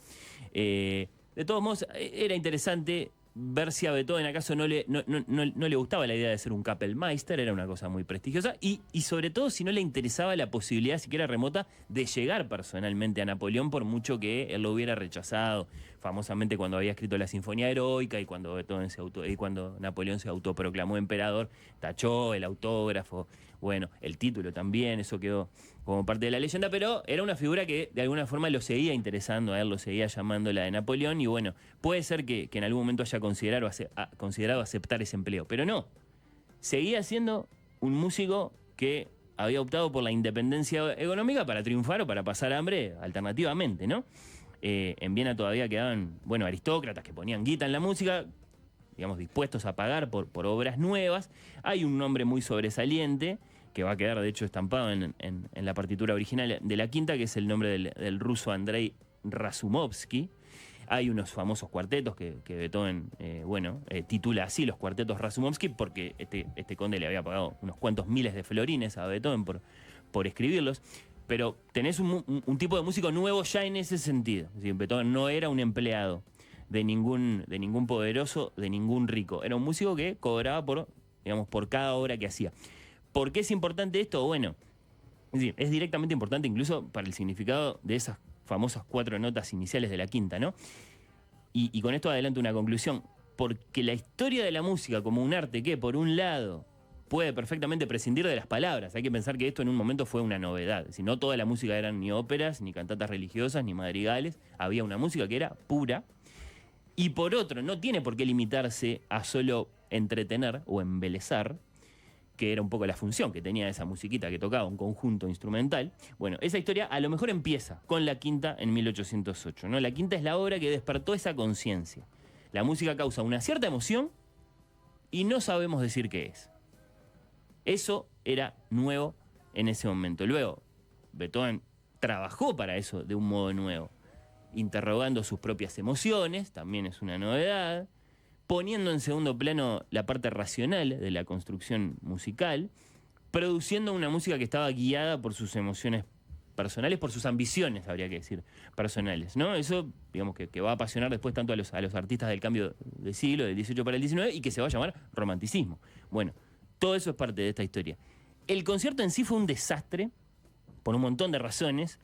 Beethoven, como dije, era un músico independiente, eligió un teatro privado, había teatros que eran del imperio y había teatros privados. Esos teatros podían ser muy buenos teatros, pero había que ver si eran adecuados a los fines de un cierto artista, esta bestia peluda que era Beethoven en particular. Había que considerar la agenda, estaban en general muy completas esas grillas con óperas, con otras cosas. El teatro de la orilla del río de Viena, que así se llama el teatro en el que se estrenó La Quinta y que todavía existe, que era un teatro que lo había creado Emanuel Schikaneder, el libretista de La Flauta Mágica. Había ganado muchísimo dinero con La Flauta Mágica, tanto como para hacer su propio teatro. Bueno, podía haber sido, sí, el teatro indicado para ese estreno, pero bueno, en determinadas circunstancias. Por ejemplo, en verano, no en diciembre, cuando finalmente se hizo este concierto, de suerte que la gente se murió de frío ese día.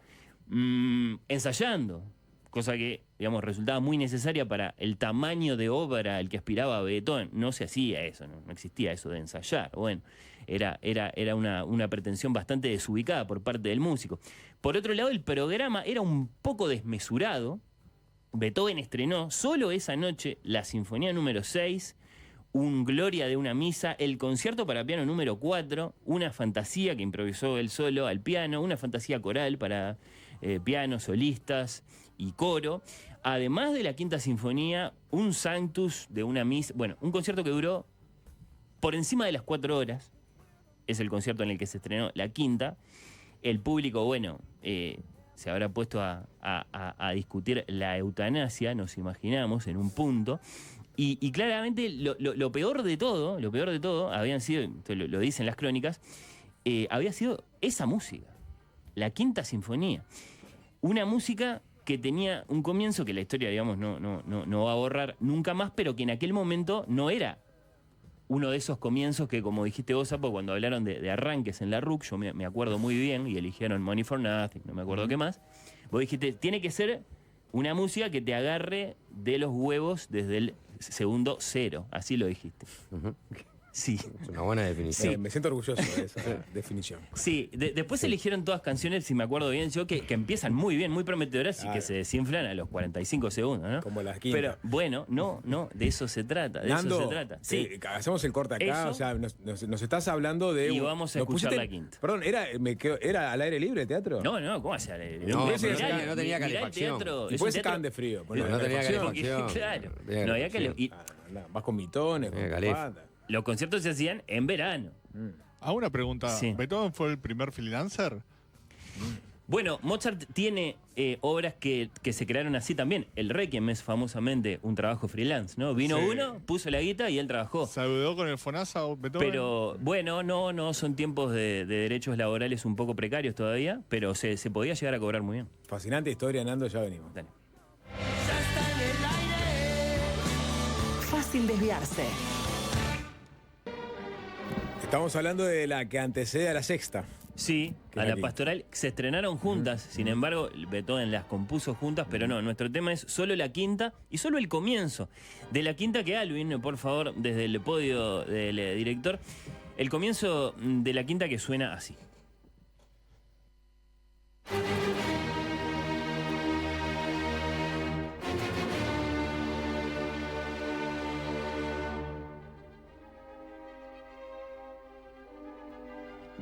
A mí me gusta considerar las versiones que, por supuesto, inmediatamente significan diferencias muy sensiblemente en los tiempos. Ahí estamos escuchando a Carlos Kleiber que acelera bastante. Pierre Boulez, en cambio, por ejemplo, Alvin.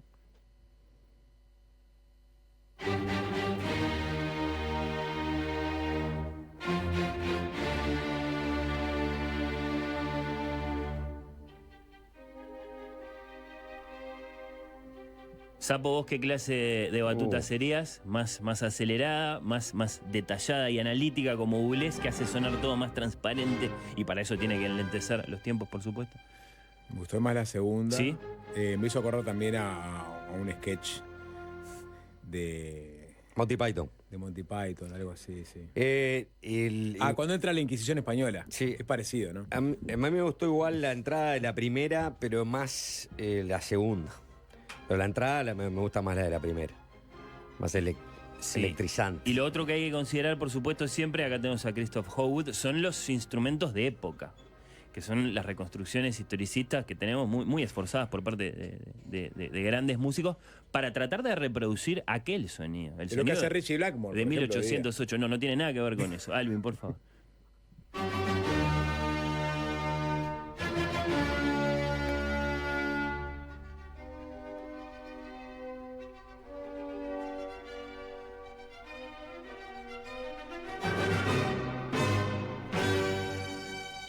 Y acá es preciso pensar en las primeras veces de la música. Yo prometo que en estos instantes finales de la columna voy a dejar una respuesta a la pregunta por esas 4 notas.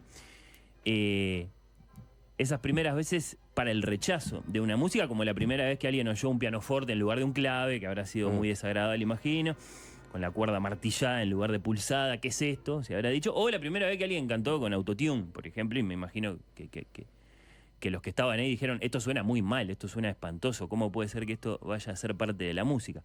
Bueno, la quinta, salvo para los pedantes de la época, como, no sé, T.A. Hoffman, otros íconos románticos que estaban ahí, que dejaron caer toda su baba, bueno, este es el futuro, este es el terror, el dolor, qué sé yo. La quinta impresionó al público en general como una música que estaba mal hecha, mal pensada. Por su monotematismo, o porque, dicho así más expresivamente, era una música que no solo no tenía palabras, no tenía melodía. Se limitaba a repetir un único motivo, una y otra vez. ¿No? Que si prestamos atención, es lo que hace. Todo el tiempo está haciendo cha-cha-cha-chan. Cha-cha-cha-cha-cha-cha-cha-cha-cha-cha.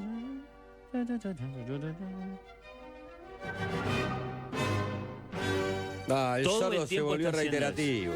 Era lo que se decía, ¿no? Y sin embargo no, porque pese a ese monotematismo, esa música estaba viva, había algo ahí. De hecho, la reacción general de fondo que produjo esta música fue, esta es una música peligrosa, no habría que escucharla. Algo está pasando acá que está mal. No puede ser que una música crezca así, repitiendo el motivo, repitiéndolo y repitiendo. Por supuesto que hay detalles para... Este es el otro tema que tiene el primer movimiento. Pero, y sin embargo, por abajo...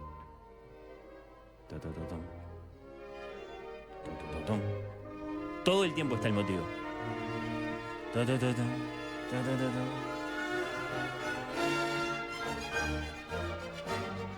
canción de Tenfield también, ¿no? No me acuerdo en qué está basada, pero ¿no es en Mozart? ¿Es en Mozart o aparece no, la está quinta? bien. Con solo el sordo, o solo, no sé, el que no hacía música para complacer a nadie, hacía música para sí mismo, el conocedor de los lenguajes, está bien, todo eso hay que considerarlo, pero hay que dar un paso más. Beethoven es un tipo nuevo de músico.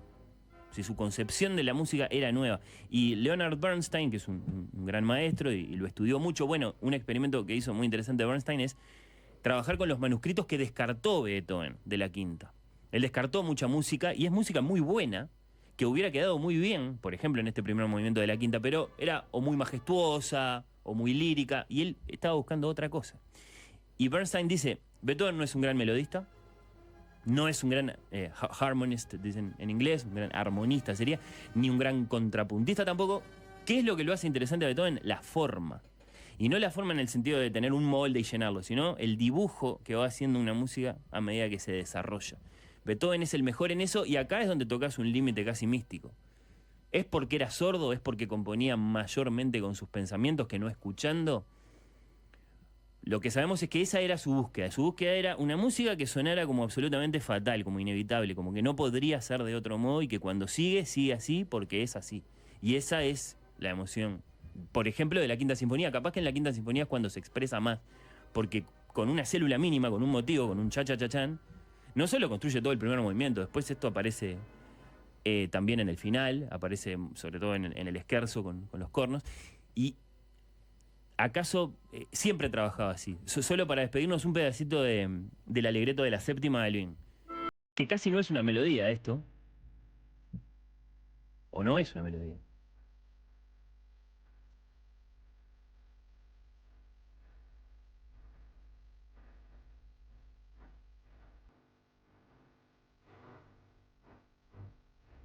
Una sola nota.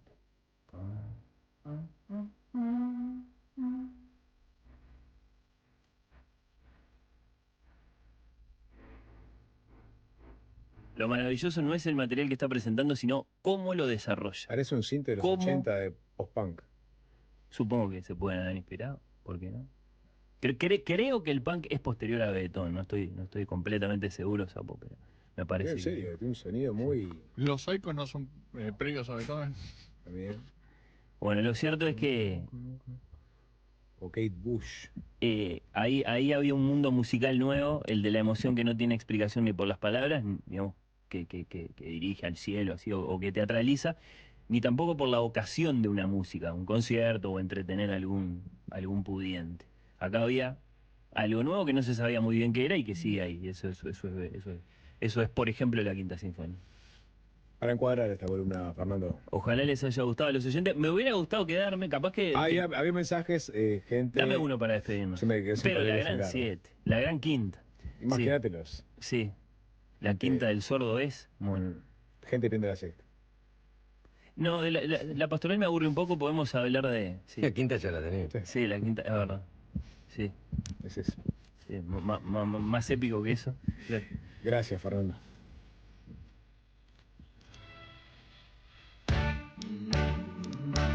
Fácil desviarse.